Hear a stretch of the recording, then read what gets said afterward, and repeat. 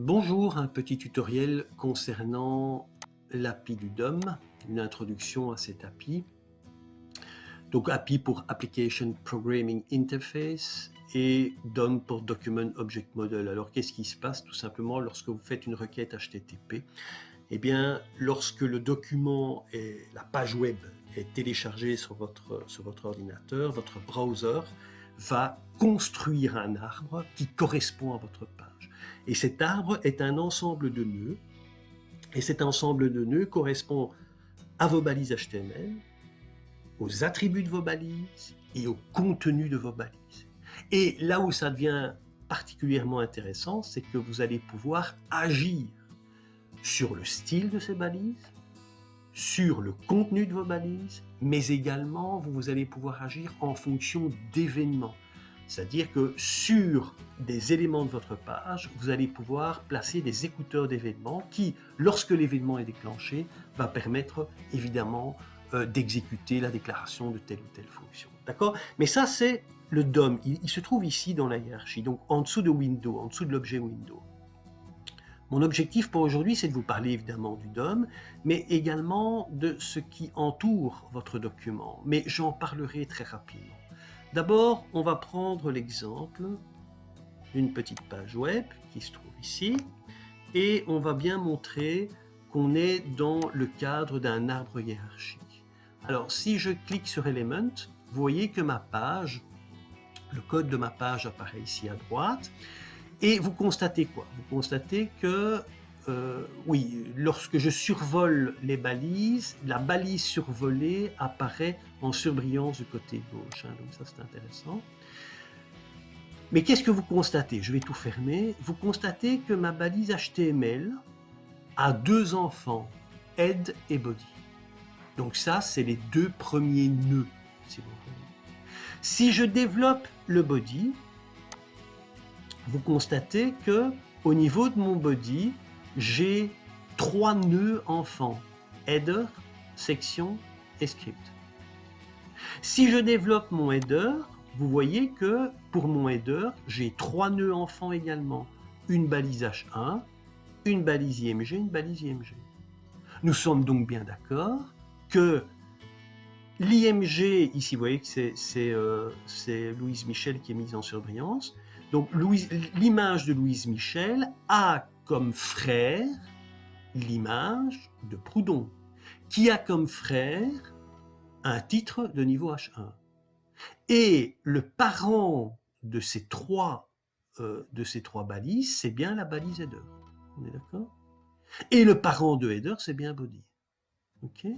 Si vous allez sur section, vous voyez qu'ici, j'ai une division section à 3 enfants, 3 divisions de classe 1. Si je développe la première, vous constatez que la division E1 a 2 enfants, un paragraphe et une division.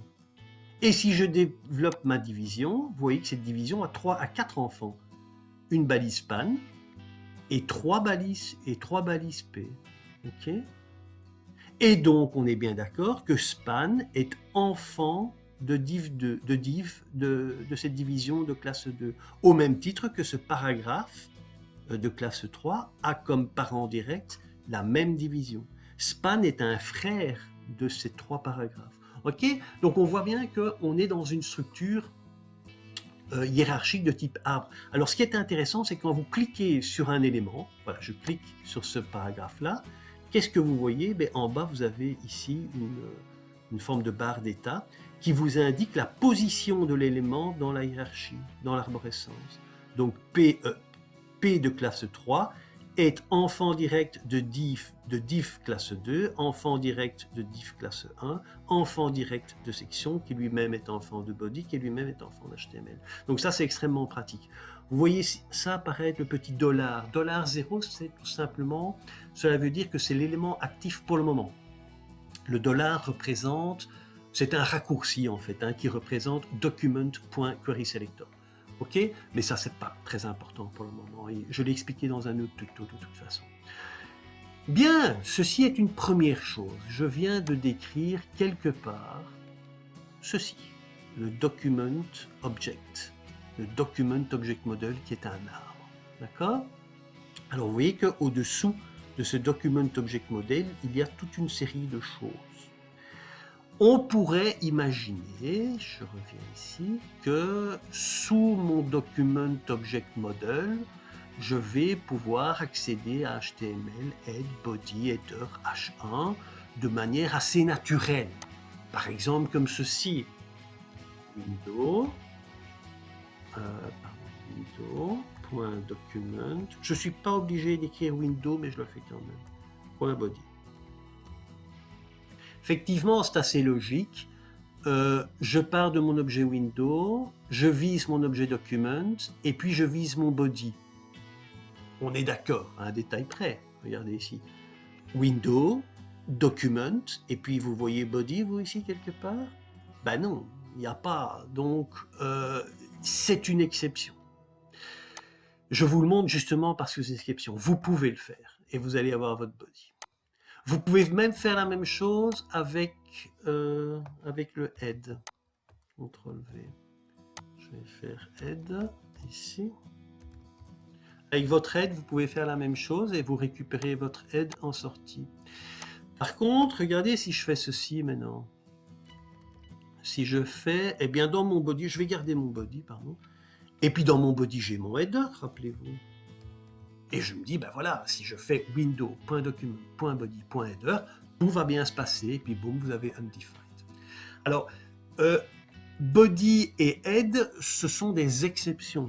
Effectivement, à partir de l'objet document, vous pouvez tout de suite atteindre le body simplement en appelant le body, ou le head simplement en appelant le head. Mais vous ne pouvez pas le faire pour les autres balises. Quoique, on va voir tout de suite.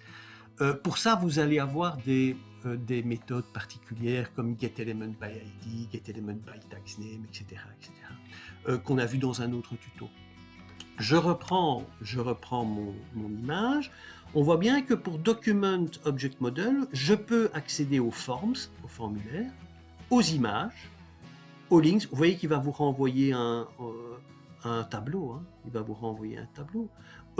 Ici, vous avez le all, vous allez tout récupérer, on va le faire tout de suite. Les applets, c'est-à-dire les logiciels qui sont exécutés à partir d'une page web, ce qui n'est pas notre cas. Les embeds, tout ce qui est son, etc., quand vous chargez des vidéos. Les encres, les layers, ok?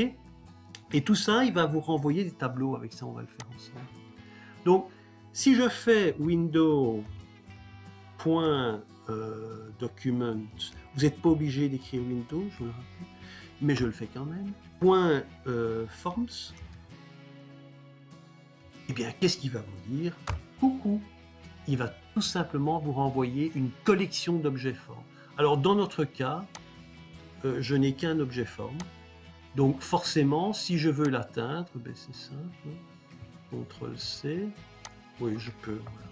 Il est là, enfin, je peux l'atteindre directement. Vous voyez, ici, j'ai dans ma collection, j'ai mon objet forme à l'indice 0. Eh bien, vous l'atteignez à partir d'ici. OK? Alors, mais vous pouvez l'obtenir aussi comme ceci. Tac. CTRL-C, CTRL-V. Simplement en utilisant le tableau. Hein. 0. Vous utilisez l'indice, évidemment, il n'y en a pas d'autre. Hein. Et vous avez votre objet forme qui apparaît. Hein. Le code de votre objet forme. On peut faire la même chose avec des images. Hein. CTRL-C, CTRL-V. Cette fois-ci, je vais faire Image. Et il vous renvoie également une collection. J'ai deux images. Ben, de façon assez logique, il me renvoie une collection de deux HTML qui correspondent à des images. D'accord ? Et si vous voulez atteindre une image, par exemple, on va atteindre l'image de notre ami Louise Michel, et bien on peut faire ceci, évidemment. Okay. Et donc, vous avez bien le code qui correspond à Louise Michel. Très bien. Donc, vous voyez que si vous faites ça avec... on va encore faire avec le links, allez, parce que j'ai mis deux liens hypertexte. Est-ce que je suis parti ici j'ai mis deux liens hypertexte. CTRL-V. Links. Voilà. j'ai mon HTML collection, vous voyez que j'ai bien récupéré de A. Alors on est bien d'accord qu'à partir du moment où vous avez ici un objet de type HTML element, vous allez avoir accès à toutes les propriétés, toutes les méthodes de cet objet. On va reprendre le href, tiens, pour voir ce que ça donne. Voilà, ici, vous voyez. Ici, j'ai un href où j'ai tout simplement mis un lien vers Wikipédia pour Louise Michel. On peut s'en convaincre ici. Hein. Je l'ai mise où elle est où, notre bonne Louise. Elle est ici, je pense. Voilà. On voit ici que, effectivement, pour la balise A, j'ai bien mis un lien hypertexte chez Louise Michel. Alors, on peut même aller voir, regardez ici, je reprends, le inner HTML.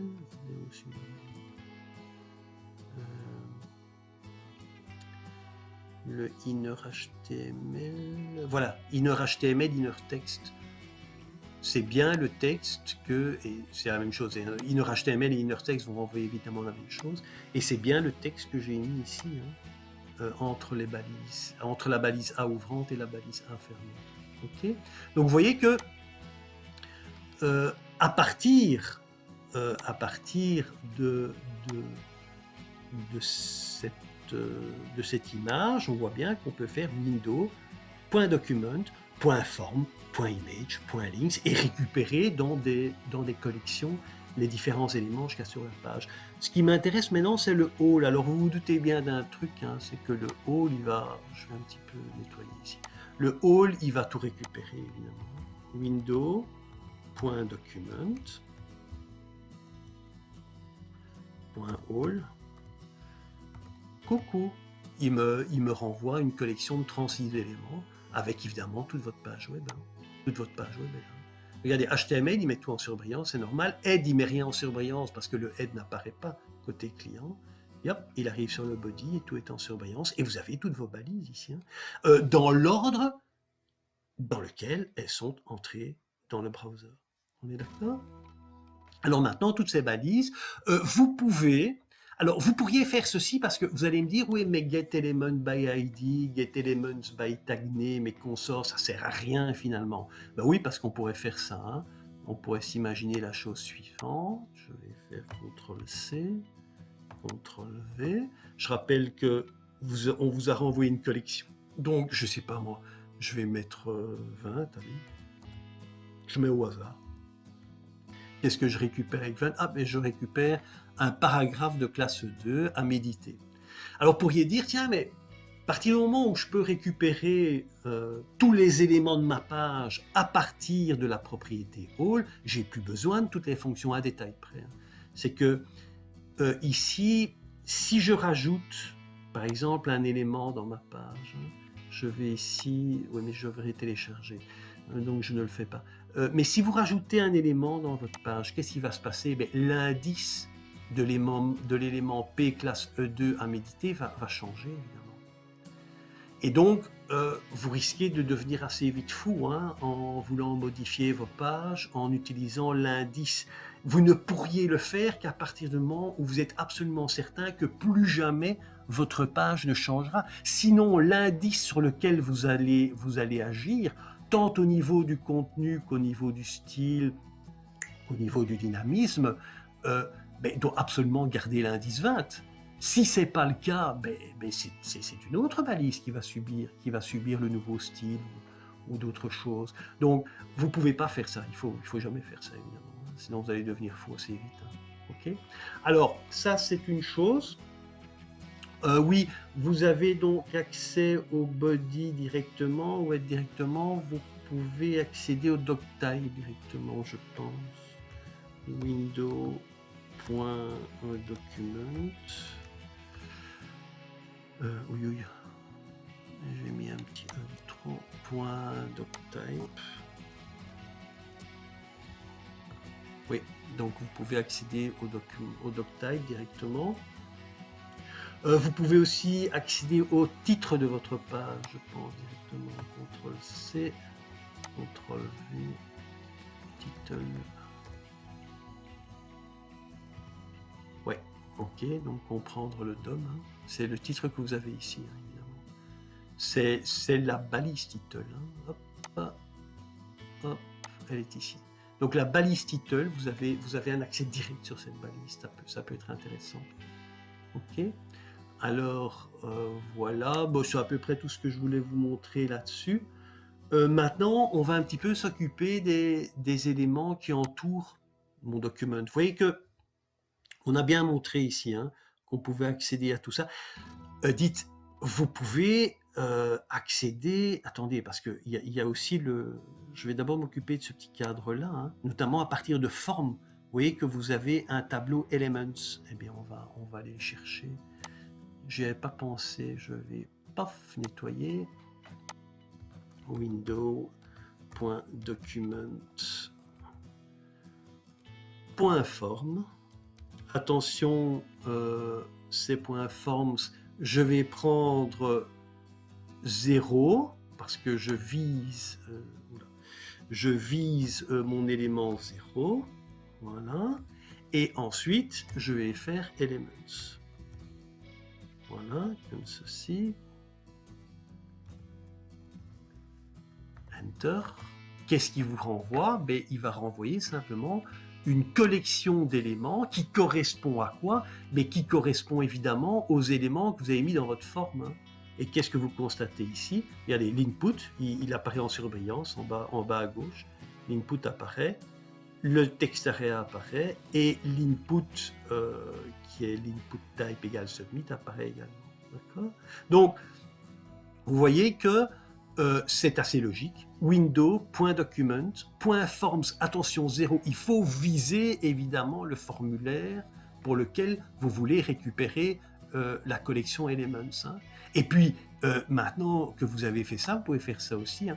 Imaginons, CTRL-C, imaginons qu'on veut récupérer eh bien, l'input type égale submit. Eh bien, c'est l'élément 2 de votre collection, donc je fais ça. Hein. Vous pouvez parcourir ça comme un tableau et effectivement vous récupérez votre submit. Hein. Ok, donc on a vu cette partie-là. C'est-à-dire qu'à partir du tableau Forms, en donnant l'indice du formulaire, vous pouvez accéder à tous les éléments que vous avez placés dans votre formulaire. Encore une fois, c'est pas comme ça que vous allez faire. Vous allez plus utiliser les getElementById, etc. Mais c'est pour expliquer cette horreur-ci. Bien, maintenant on va s'occuper des objets directement liés à Windows mais qui ne sont pas Document. Alors, on va aller vite. D'abord, Windows est dans Windows. Quelle chose bizarre. Mais oui, Windows est dans Windows. Voilà. Coucou, Windows est bien dans Windows. C'est mis, hein. Vous voyez, Self, Windows, Parent, Top sont des Windows Objects. Donc, si ce sont des Windows Objects, ce sont des Windows, on est bien d'accord. Donc Windows est dans Windows. C'est bizarre, mais c'est comme ça.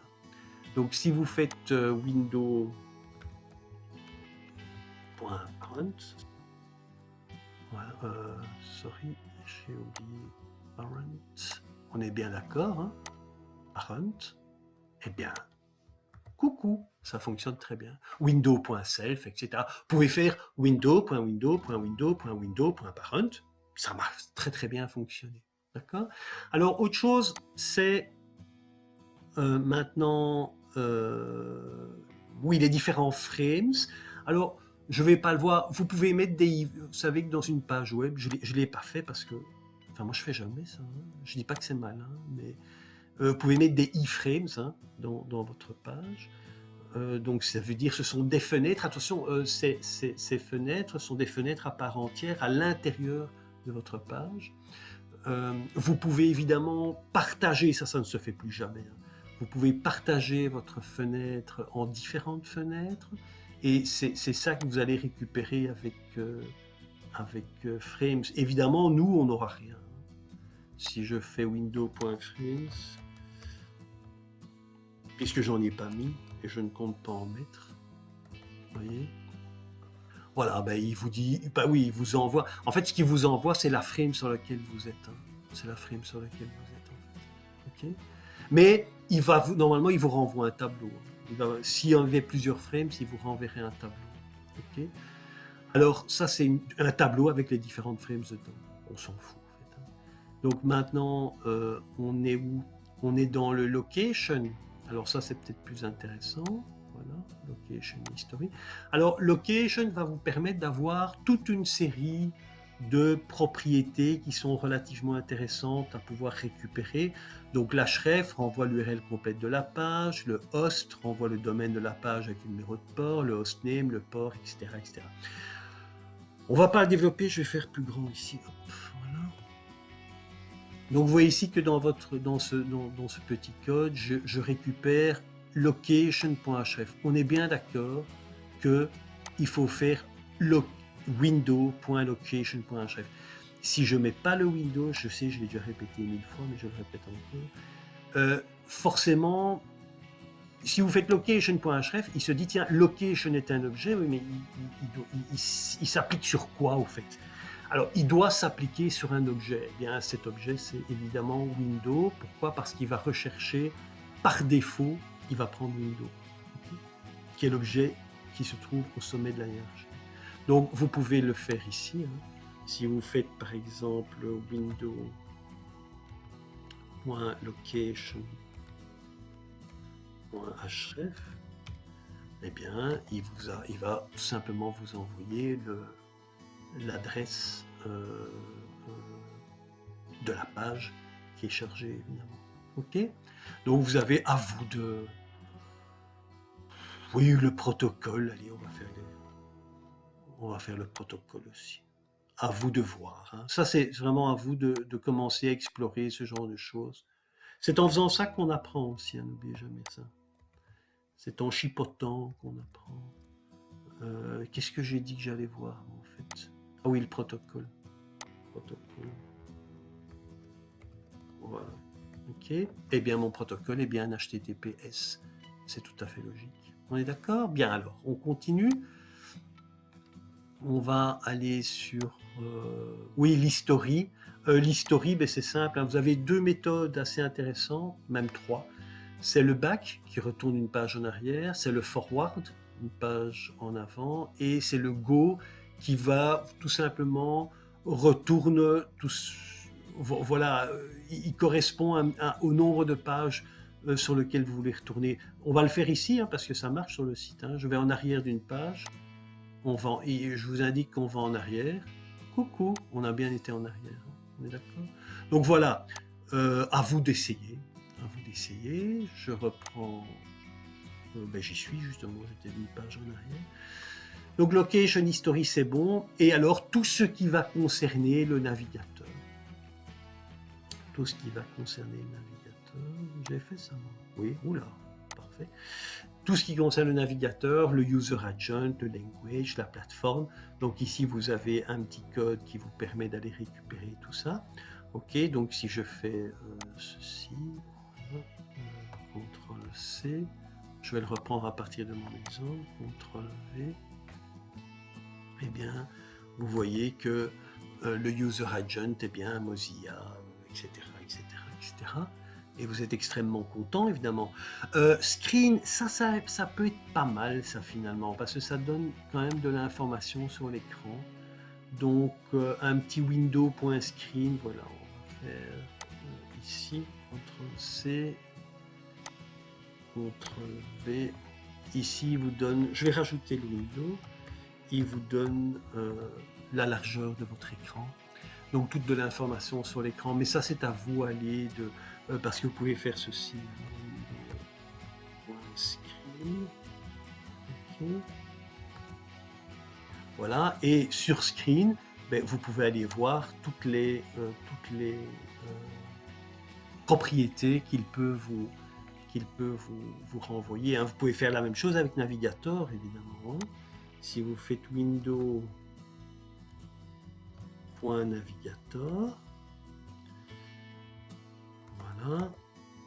Vous avez évidemment accès ici à toutes les propriétés de votre navigateur, évidemment. Ok, on efface tout ça et on va terminer par le maître des lieux, Window. Window est l'objet principal du JavaScript. Tout se fait dans l'objet Window, de toute façon. Lorsque vous exécutez une fonction, si vous ne précisez pas l'objet sur lequel s'exécute cette fonction s'exécutera de toute façon dans l'environnement Windows. De toute façon, votre fonction sera sur l'objet Windows. Alors, on va juste faire quelques mots sur cet objet pour bien comprendre ce qu'on manipule. Dites, lorsque vous faites un prompt, vous manipulez évidemment une méthode de l'objet Windows. Okay, c'est pour ça que beaucoup écrivent prompt directement. Bon, moi je préfère écrire window.prompt. Mais voilà, vous avez ici une méthode de l'objet Windows. Lorsque vous faites un write, par contre, rappelez-vous, le write n'est pas une méthode de l'objet Windows, c'est une méthode de l'objet document. Et vous faites votre write. D'accord ? Et je vais mettre un write coucou. Voilà. Maintenant, je fais Enter et effectivement, tout s'est déroulé normalement. F5 parce que sinon, je ne vais pas rester avec mon coucou. Voilà. Alors, dans Windows, ce qui est important, c'est que la chose suivante. Oui, si je fais prompt, par exemple, window.prompt, mais je ne mets pas les parenthèses ouvrantes et les parenthèses fermantes. Qu'est-ce qu'il me renvoie? Il me dit, mon petit Louis, window.prompt est une fonction et qui a un code natif. D'accord? Constatez que cette fonction n'a pas été exécutée. Pourquoi elle n'a pas été exécutée? Parce que vous n'avez pas mis la parenthèse ouvrante et la parenthèse fermante. Une fonction ne s'exécutera que parce qu'il y a les parenthèses ouvrantes et les parenthèses fermantes. C'est le couple de parenthèses qui déclenche l'exécution de la fonction. Donc maintenant, si je fais window.prompt avec mon couple de parenthèses, ma fonction s'exécute correctement, tout va bien. Vous pouvez même faire quelque chose de plus amusant avec JavaScript. Je pourrais très bien redéfinir prompt. Hop, on y va. Window.prompt. Voilà. Et je vais y stocker une nouvelle fonction. Une fonction anonyme qui fait un peu n'importe quoi. Hein. On va faire un console.log coucou. Hein. Voilà, ici, coucou. Voilà. Il vous donne la définition de votre fonction. Si je fais maintenant prompt sans le couple de parenthèses, il vous donne la définition qui n'est plus évidemment un native code. Hein. C'est la définition que vous avez décidée. Pourquoi? Parce que vous avez, tout simplement à ce niveau-ci, on est bien d'accord que vous avez affecté une fonction anonyme à la propriété prompt de l'objet Windows. D'accord? Et il se fait que cette propriété maintenant est une méthode puisque vous lui avez affecté une fonction. Vous pouvez appeler cette méthode simplement en faisant ceci, prompt, parenthèse ouvrante, parenthèse fermante, Enter, et vous met bien coucou, et il ne vous propose plus du tout une fenêtre vous invitant à rentrer de l'information. Voilà, on fait un petit clear pour terminer sur Windows lui-même. Windows est l'objet parent de tous les objets du JavaScript. C'est l'objet qui est le plus élevé dans la hiérarchie des objets du JavaScript. Et c'est en son sein que vous allez retrouver de très nombreux méthodes ou propriétés que vous avez déjà utilisées, alerte, clear time, clear interval, clear timeout, confirm, tout ça on a déjà utilisé, prompt évidemment. Mais aussi tous les objets présents dans JavaScript, mais également les objets que vous allez créer vous-même dans JavaScript, seront évidemment présents au sein de l'objet Windows. Ok, voilà, j'espère que c'est bien compris. À très bientôt.